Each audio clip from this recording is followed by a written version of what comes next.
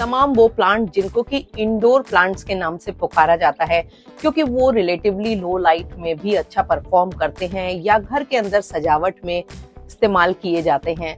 उनमें peace lily का अगर पहला नंबर नहीं है तो दूसरा तो पक्का ही होगा, क्योंकि मुझे जो लगता है कि शायद एग्लोनिमा के बाद अगर कोई प्लांट बहुत ज्यादा पॉपुलर है तो वो पीस लिली का प्लांट है, खास करके शहरों में अपार्टमेंट्स में रहने वाले लोगों के लिए जिनके पास छोटा स्पेस है और वो घर के अंदर भी प्लांट्स रखते हैं, विंडोज पे भी प्लांट्स रखते हैं, या फिर छोटी बैल्कनी में जहां पर लाइट उतनी ज्यादा नहीं आती है वहां पर प्लांट रखते हैं। उन सब का पसंदीदा प्लांट पीस लिली है।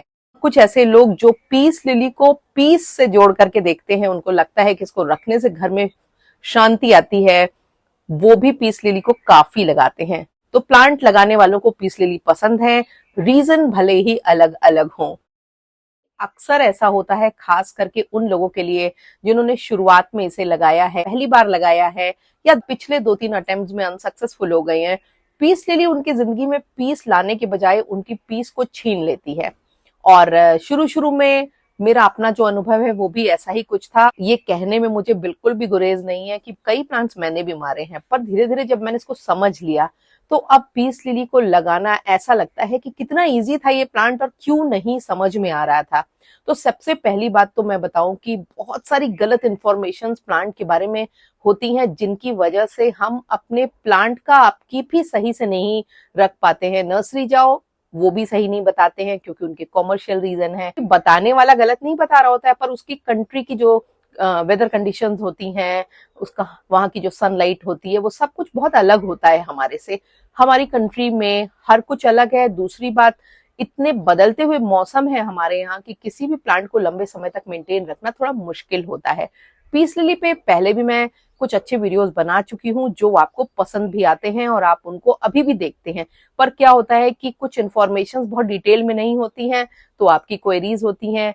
और एक बड़ी इंपॉर्टेंट चीज होती है कि हर बार हमसे कुछ नए लोग जुड़ते हैं और बहुत सारे लोग उसमें सर्च करके नहीं देख पाते हैं। ऐसे में क्या होता है कि उनको लगता है कि इस टॉपिक पर वीडियो बनाइए, इसलिए हम हर सीजन में लगभग इन सब प्लांट्स के ऊपर वीडियो बनाते हैं। और सबसे बड़ी जो बात है वो ये है कि हम भी अपने इस यात्रा के दौरान बहुत सारी ऐसी नई चीजें ट्रायल एरर के संग देख के सुन के सीखते हैं, और वो चीजें आपसे शेयर करना भी जरूरी होता है, ताकि अगर कोई अनुभव मैंने गेन किया है तो मुझे लगता है मैं वो आप तक पहुंचाऊं, ताकि आपकी प्लांट केयरिंग इजी हो जाए और आपकी प्लांट कम से कम खराब हो, लंबे समय तक चले। तो चलिए आज सबसे पहली जो बात करेंगे वो बात कर लेंगे पीस लिली की सॉइल के बारे में डिटेल में, क्योंकि मैंने और वीडियोस में आपको समरी में बताया है, जिस्ट में बताया है, पर इतने डिटेल में नहीं बताया है। तो इस वीडियो में सबसे पहले तो हम बात करेंगे सॉइल के बारे में, दूसरी बात करेंगे रिपोर्टिंग के बारे में, तीसरी बात करेंगे डिवीजन के थ्रू प्रोपगेशन के बारे में, यानी कि नए प्लांट लगाने के बारे में, और कौन सा तरीका ज्यादा बेहतर है इसके बारे में बात कर लेंगे। लास्ट में मैं आपको ये बताऊंगी कि किस तरह से अगर आपके पीस लिली के प्लांट में कभी भी फूल नहीं आए हैं या अभी तक फूल नहीं आने की शुरुआत हुई है तो आप क्या ऐसा करें जिससे कि आपके प्लांट में फूल आ सकें। पर उसके पहले चैनल को सब्सक्राइब करना बिल्कुल भी मत भूलो और बेल आइकन जरूर पुश कर दिया करो ताकि आप तक प्रॉपर नोटिफिकेशन पहुंच जाया करे। वीडियोस अगर पसंद आते हैं तो उनको अपने गार्डनिंग लविंग फ्रेंड्स के संग जरूर शेयर किया करो। और इसके साथ ही वीडियोस पर जब आप लाइक करते हो और कमेंट करते हो तो उससे हमारे वीडियोस की रीच बढ़ती है, वो ज्यादा लोगों तक पहुंचते हैं और आपकी तरफ से मेरी मेहनत का ये रिवॉर्ड है। सबसे पहले बात कर लेते हैं मिट्टी की। देखो, पीस लिली के लिए मिट्टी जो चाहिए वो मॉइस्चर रिटेन करने वाली होनी चाहिए। सर काफी ड्राइनेस होती है और ह्यूमिडिटी की बहुत कमी होती है, तो इसलिए अगर सॉयल अपने में मॉइस्चर को रिटेन करके रखेगी तो आपका पीस लिली का प्लांट बेहतर ग्रोथ करेगा, क्योंकि मिट्टी में नमी उसके लिए बहुत जरूरी है। अब ऐसे में क्या होता है, कई बार आप बहुत ज्यादा उसमें मॉइस्चर रिटेनिंग एजेंट्स मिला देते हैं जिसकी वजह से आपकी पीस लिली रॉट होती है जल्दी जल्दी। और इसका एक बहुत ही बढ़िया सिम्टम बताती हूँ, अगर बार बार पत्तियां काली होकर के पीस लिली मर रही है तो इसका मतलब ये है कि वाटर लॉगिंग की प्रॉब्लम आपके प्लांट में आ ही रही है। तो इसलिए सबसे पहले मिट्टी पर फोकस कर लो। इस लिली के लिए मिट्टी बनाने के लिए मैंने लगभग जो अनुपात आपको बताया है वो 8 से 10 इंच के गमले के लिए पर्याप्त होगा। 1 स्कूप मैंने यहाँ पर कोकोपीट ली है, मेरी कोकोपीट क्यारियों में पड़ी रहती है इसलिए काफ़ी डार्क दिखाई दे रही होगी। इसके अलावा 1 स्कूप के करीब मैंने कंपोस्ट ली है।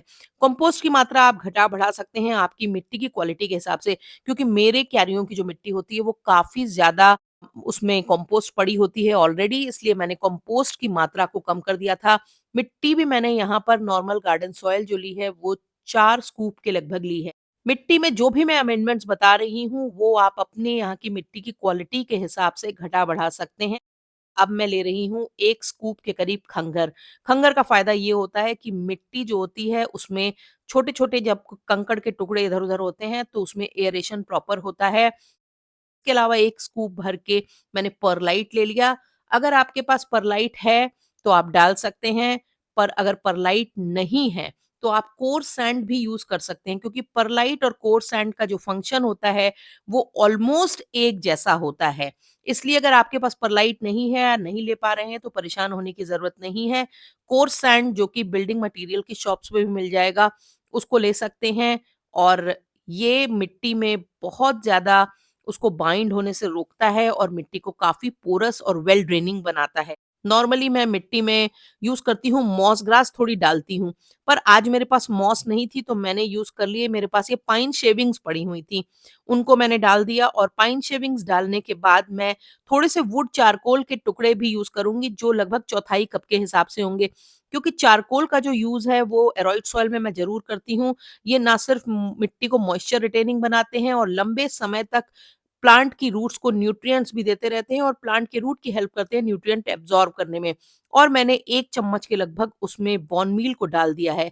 अब इन तमाम चीज़ों को मिक्स करके मैं इसी सॉइल को अपने पीस लिली के प्लांट्स को रिपोर्ट करने के लिए यूज़ करूँगी। पीस लिली क्योंकि इतना सस्ता प्लांट नहीं होता है, महँगा प्लांट होता है और बार-बार लाके महँगे प्लांट मारने से अच्छा एक बार आप उनको बढ़िया सॉइल में लगाइए। और मेरी ये रिक्वेस्ट है उन लोगों से जो कई अटेम्प्ट में असफल हो चुके हैं, इस मिट्टी को जरूर यूज करिए। पिछली साल मैंने अपने एक बड़े पीस लिली प्लांट की 3 कटिंग्स लगाई थी और अब देखिए खुद बहुत अच्छे से ग्रो हो चुकी हैं, मदर प्लांट से भी ज्यादा अच्छी हो चुकी हैं। पर 3 में 2 कटिंग तो बहुत अच्छी ग्रो हुई, पर तीसरी सर्दियों में उसकी पत्तियां काली पड़ी और वो खराब होने लगी।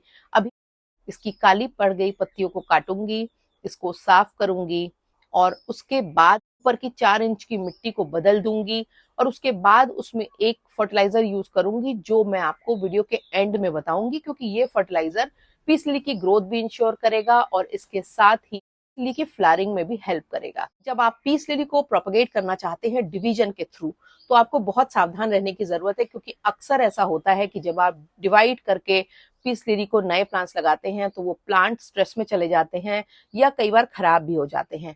तो आपको करना क्या है, सबसे पहले तो डिवीजन में आपको वैसी नोड्स मिले जिनमें कोई ना कोई एक आधा छोटा मोटा रूट जरूर हो।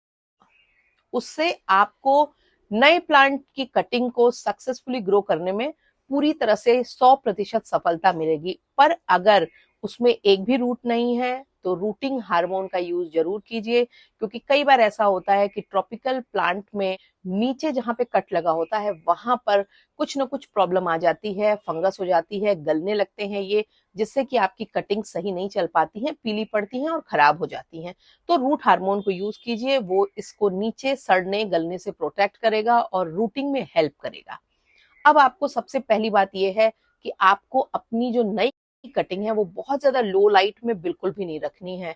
इनको आपको इस समय, क्योंकि इधर फरवरी में धूप तो खूब अच्छी हो रही है, पर आप अगर इनको ऐसी जगह रख देंगे जहां पर इनको सीधी तो नहीं पर दिन भर धूप मिल रही है, यानी कि किसी क्यारी में रख दीजिए, किसी ऐसे एरिया में रख दीजिए जहां पर दिन भर उजाला रह रहा है, वहां पर इनकी ग्रोथ होने के चांसेस अच्छे होंगे।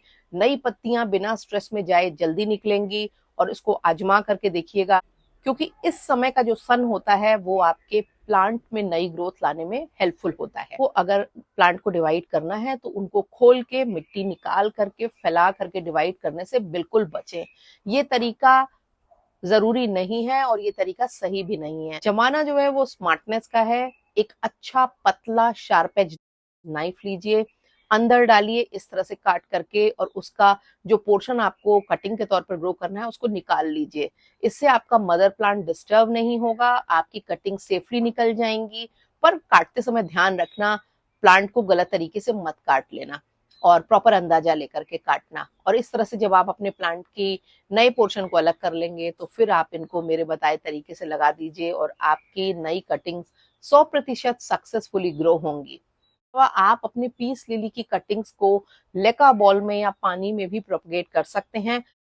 अब बात कर लेते हैं फ्लावरिंग की। और पीस लिली के प्लांट में अगर फूल नहीं आते हैं तब क्या करना है? सबसे पहले तो अपने प्लांट को थोड़ी ज्यादा सनलाइट में रख दीजिए, क्योंकि अगर प्लांट को थोड़ी सी इस समय अच्छी सनलाइट मिल जाएगी तो उसमें बड फॉर्मेशन की प्रक्रिया एक्सपेडाइट हो जाएगी, बढ़ जाएगी।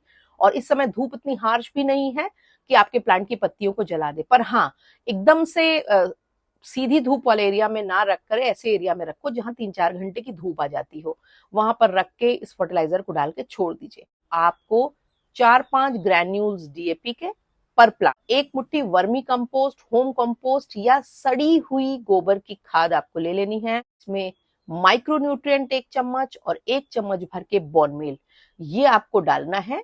इस फर्टिलाइजर को आप भिगो करके रख सकते हैं और उसके पानी को पीस लिली में डाल सकते हैं, या फिर इसको डायरेक्टली डाल करके बहुत अच्छे से टिलिंग करें पहले। तो ये फर्टिलाइजर डालिए और इसको वापस कवर कर दीजिए और फिर वाटरिंग अच्छे से कर दीजिए। 7-8 दिन बाद उस प्लांट को अपनी जगह पे लाके वापस रख दीजिए और देखिए कि आपके प्लांट में बर्ड्स भी आएंगी और फूल भी खिलेंगे। प्लांट में फ्लावरिंग की प्रक्रिया के लिए 2 चीजें बड़ी इंपॉर्टेंट होती हैं। सबसे पहली तो डार्कनेस रात की, और दूसरी चीज होती है सनलाइट। इन दोनों को अगर आप दे देंगे, रात में डार्कनेस दिखाइए कम से कम 10 घंटे की, क्योंकि ये ट्रॉपिकल प्लांट है, वहां पर इक्वल डिस्टेंस के दिन और रात होते हैं।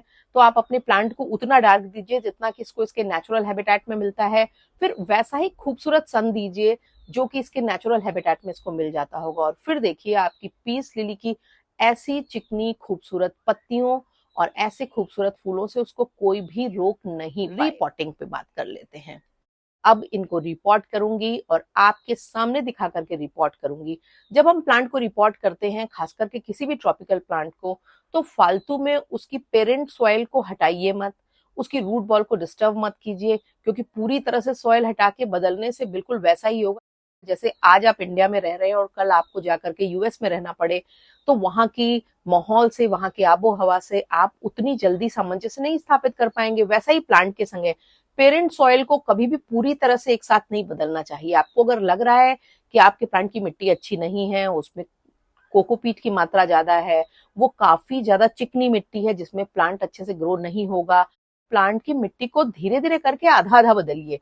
आप कुछ इंच, 3-4 इंच पहले बदल दीजिए, फिर बाद में 3-4 इंच बदलिए, सो दैट कि प्लांट जो है वो धीरे धीरे वो जो सॉयल नई मिल रही है उसके संग एडजस्ट हो जाए।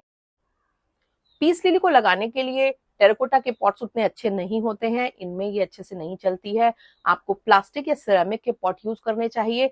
पर जब आप प्लास्टिक और सिरेमिक के पॉट यूज करते हैं तो हमेशा ये ध्यान रखना चाहिए कि नीचे एक अच्छी पेबल्स की लेयर होनी चाहिए, और साथ ही साथ आपको ये ध्यान रखना है कि नीचे जाके पॉट में पानी रुकता है कई दिनों तक, तो वाटरिंग भी उसी हिसाब से करनी चाहिए।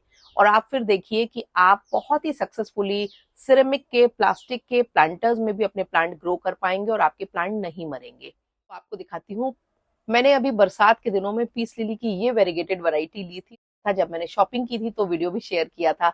और देखिए आज एनपीके 19-19-19 माइक्रोन्यूट्रिएंट और बोनमील मिला के डाल दूंगी। उसका फायदा ये होगा कि ये प्लांट थोड़ा ज्यादा ग्रो हो जाएगा, क्योंकि फूलों का नंबर तब आएगा जब इसके प्लांट में प्रॉपर मैच्योरिटी आ जाएगी। तो पहले फूलों के लिए प्रेशराइज करना प्लांट को नहीं सही होता है जब आपका प्लांट बहुत ही यंग है या उतना बड़ा नहीं हुआ है। तो सबसे पहले तो उसकी ग्रोथ पे ध्यान दो। तो इसमें ये डालने के बाद अब इसमें ग्रोथ होगी, फिर फ्लावरिंग के लिए मैं जो भी ऐड करना होगा या जो भी कंडीशंस होंगी उनको फुलफिल करूंगी। मुझे आशा है कि मेरी इन बातों से आपकी पीस लिली की केयरिंग में मैच्योरिटी आएगी। आपके पीस लिली के प्लांट, आप किसी भी क्लाइमेटिक एरिया में रहते होंगे तो ज्यादा अच्छे से चलेंगे, क्योंकि कोई भी ट्रॉपिकल प्लांट होगा, अगर मिट्टी सही होगी और सनलाइट रिक्वायरमेंट के हिसाब से मिल रही होगी तो आपके प्लांट अच्छे चलेंगे, क्योंकि ज्यादातर गर्मियों में तो हमारे यहाँ सनलाइट का उतना प्रॉब्लम होता नहीं है, क्योंकि नॉर्थ में भी इतनी ठीक ठाक सनलाइट होती है कि प्लांट की पत्तियां जलने लगती हैं। पर सर्दियों के दिनों में इन प्लांट को आपको ऐसे एरिया में जरूर रखना चाहिए जहां पर इनको मॉडरेट या पूरी तरह से अच्छी धूप मिलती हो, और फिर देखिए आपके प्लांट बिल्कुल भी खराब नहीं होंगे अगर आप इनको पाले से बचाते रहते हैं तो मेरे बताए तरीकों को आजमाइए और आप देखेंगे कि आपकी जो प्लांट केयरिंग है वो एकदम नेक्स्ट लेवल पे पहुंच जाएगी। और आप भी मेरी तरह चाहे नॉर्थ इंडिया के मैदानी इलाकों में ही रहते हो, बदलते मौसम में भी अपने प्लांट्स को मेंटेन करके रख पाएंगे। क्योंकि कुछ समय ऐसा होता है साल में जब हमें प्लांट को मेंटेन करना होता है, कुछ समय हमारे यहाँ ऐसा भी आता है जब प्लांट का सर्वाइवल मुश्किल होता है और उसको सर्वाइव कराना ही प्रायोरिटी होती है। तो इन चीजों को समझें और प्लांट केयरिंग में के तमाम एस्पेक्ट पर फोकस करें और एक सक्सेसफुल गार्डनर बनिए।